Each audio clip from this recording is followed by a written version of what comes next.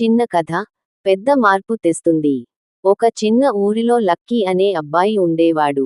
అతను చాలా చురుకైనవాడు, కానీ కొంచెం తొందరపడేవాడు.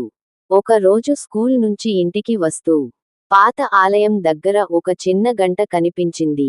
ఆ గంట బంగారం లాగా మెరిసింది. లక్కీ దాన్ని మోగించాడు. టింగ్ టింగ్ అంతే. అక్కడ ఒక మృదువైన స్వరం వినిపించింది. నువ్వు కోరుకున్నది జరగాలంటే ముందు మంచి పని చేయాలి. లక్కీ ఆశ్చర్యపోయాడు.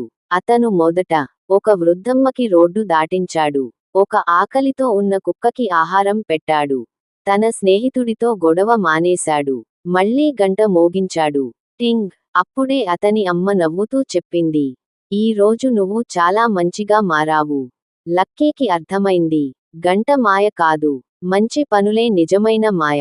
అప్పటి నుంచి లక్కీ ప్రతిరోజు గంట లేకుండానే మంచి పనులు చేయసాగాడు. నీతి: మంచి మనసే నిజమైన మంత్రం. మంచి చేస్తే ఆనందం వస్తుంది.